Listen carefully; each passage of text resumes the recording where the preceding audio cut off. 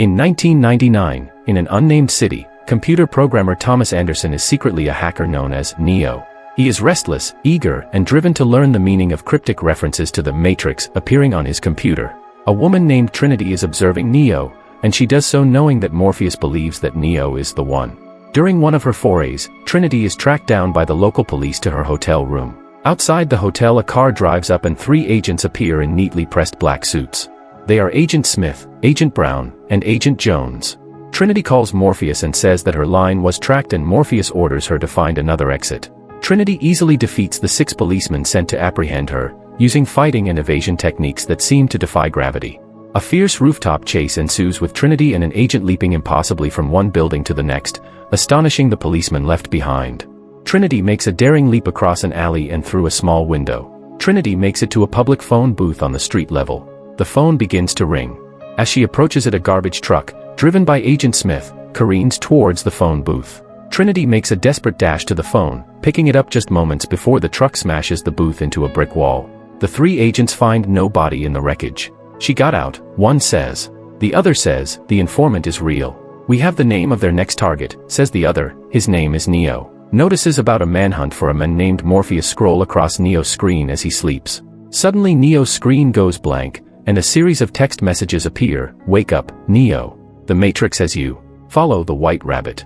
A group of ravers comes to Neo, and Neo gives them a contraband disc he has secreted in a copy of Simulacra and Simulation. The lead raver asks him to join them, and Neo demurs until he sees the tattoo of a small white rabbit on the shoulder of a seductive girl in the group. Trinity approaches Neo at the rave bar. Neo recognizes her name as she was a famous hacker and had cracked the IRS database. A female hacker named Trinity confirms that a man named Morpheus can help him.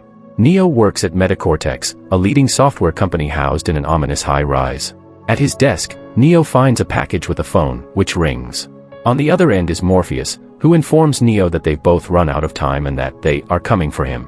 Morpheus tells him to slowly look up, toward the elevator. Agent Smith, Jones, and Brown are there, obviously looking for him, as a woman points towards Neo's cube. 3 sinister agents, led by Agent Smith, come to arrest Neo and attempt to prevent him from collaborating with Morpheus. Morpheus guides Neo's escape by phone, able to somehow remotely observe their movements. Morpheus tries to guide Neo out of the building, but when he is instructed to get on a scaffolding and take it to the roof, Neo rejects Morpheus' advice, allowing himself to be taken by the agents. The agents interrogate Neo about Morpheus, but he refuses to cooperate.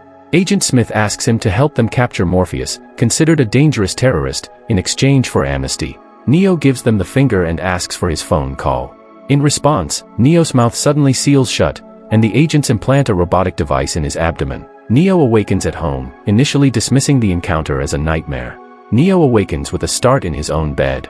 Morpheus is on the other line. Morpheus tells Neo he is the one and to meet him at the Adams St. Bridge. There he is picked up by Trinity and 2 others in a car.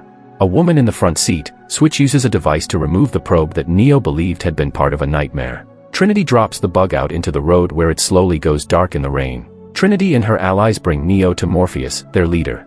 Undeterred, Neo meets with Morpheus. Morpheus offers Neo a choice, a red pill to uncover the truth about the Matrix or a blue pill to forget everything and return to his normal life. Neo agrees to follow him by swallowing an offered red pill. As the rest of Morpheus's crew straps him into a chair, Neo is told the pill he took is part of a trace program, to disrupt his input-output carrier signal so that they can pinpoint him. Opting for the red pill, Neo's reality distorts, and he awakens submerged in a liquid-filled, mechanical pod with invasive cables running throughout his body. He is hairless and naked, with thick black tubes snaking down his throat, plugged into the back of his skull, his spine, and invading most of the rest of his body. Neo is connected along with thousands of other people to an elaborate electrical structure. Suddenly a menacing, hovering nurse robot grabs him by the throat. The cable inserted into the base of his skull suddenly detaches. The rest of the tubes pop off his limbs and Neo is flushed down a tube into an underground pool of filthy water. Just as he's about to drown in the muck, a hovercraft appears above him, snags him, and hauls him into its cargo bay. He is rescued by Morpheus and brought aboard a levitating ship called the Nebuchadnezzar. Morpheus's crew includes Trinity, APOC, a man with long, flowing black hair, Switch, Cypher, 2 brawny brothers, Tank and Dozer, and a young, thin man named Mouse. Morpheus gets to the point. "You wanted to know about the Matrix," he says, ushering him to a chair. Neo sits down in it and Trinity straps him in. A long probe is inserted into the socket at the back of Neo's skull. Neo wakes in a world of all white. He is in the construct, a loading platform that Morpheus and his team use to prepare newly freed humans to deal with the Matrix world. Gone are the sockets in Neo's arms and neck, and his hair is grown in. Morpheus tells him that what he is experiencing of himself is the residual self-image, the mental projection of your digital self, and bids him to sit while he explains the truth. This, he says, showing an image of a modern city, is the world that you know. A thing that really exists only as part of a neural, interactive simulation that we call the Matrix. Morpheus then shows Neo the world as it truly exists today, a scarred, desolate emptiness with charred, abandoned buildings, black earth, and a shrouded sky.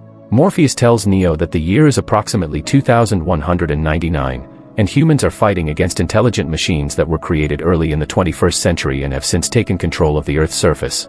Humanity lost a war with their artificially intelligent creations, leaving the Earth a devastated ruin. As a last resort, humans blackened the sky to eliminate the machines' access to solar power and, in response, the machines developed farms of artificially grown humans to harness their bioelectric energy. A human's body provides more electricity than a 120-volt battery and over 25 kBTUs in body heat. Morpheus shows Neo fields where machines grow human beings, connecting them to their outlets, ensconcing them in their pods, and feeding them with the liquefied remains of other human beings. The Matrix, says Morpheus, is a computer-generated dream world created to keep us under control, to turn us into a mere power source, into copper-top batteries. The remaining free humans established an underground refuge known as Zion, living a harsh existence on scarce resources. The humans are kept docile within the Matrix, a simulated reality of the world as it was in 1999. The Matrix is a simulated reality based on human civilization at its peak, designed to keep the subjugated humans oblivious and pacified. That simulation is the world Neo has been living in since birth. It was this man who set Morpheus and the others free.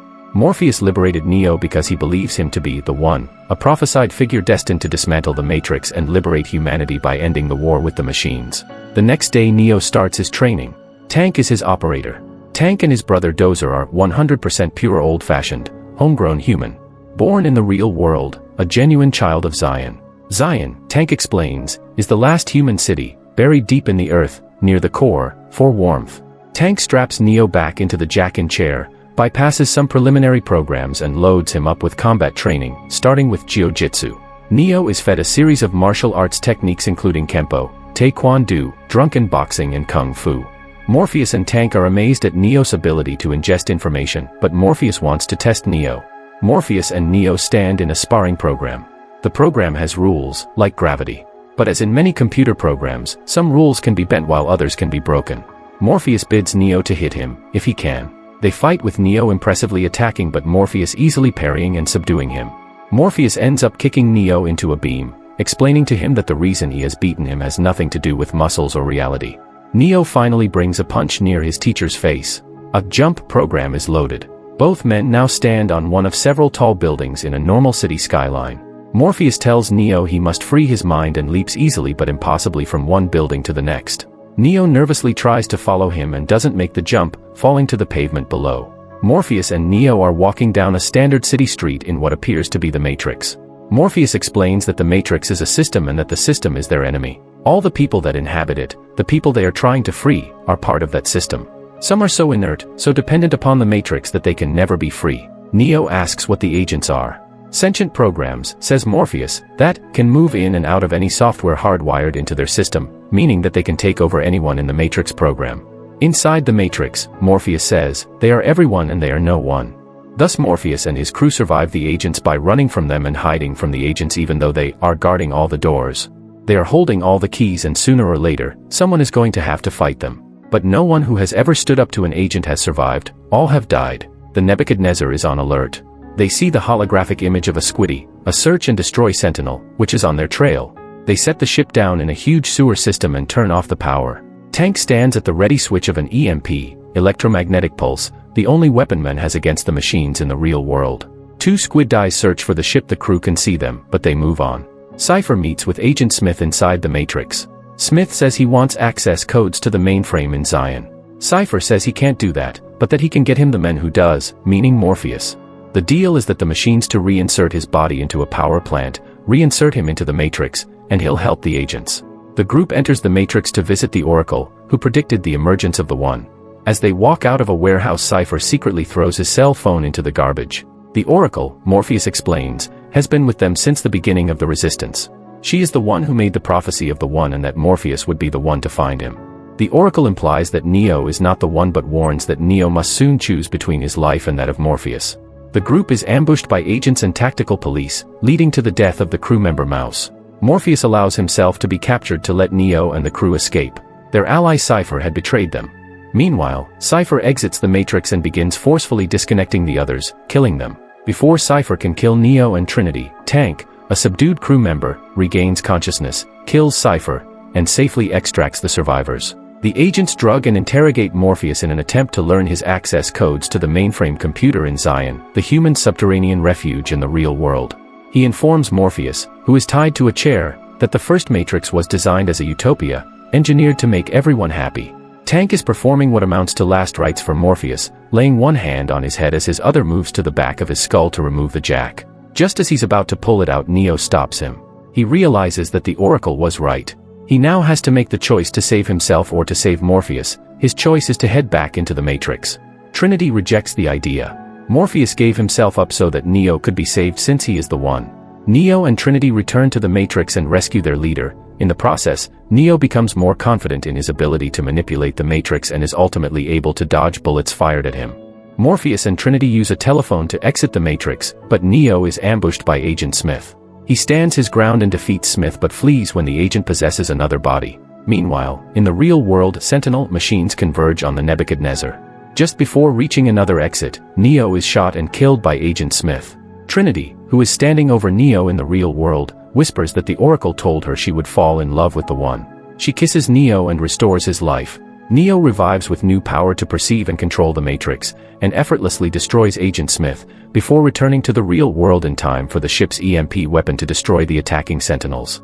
The film ends with Neo back in the Matrix, making a telephone call promising that he will demonstrate to the people imprisoned in the Matrix that anything is possible. He hangs up the phone and flies into the sky. Make sure to subscribe and turn on notifications so you can watch more videos like this. Thanks for watching.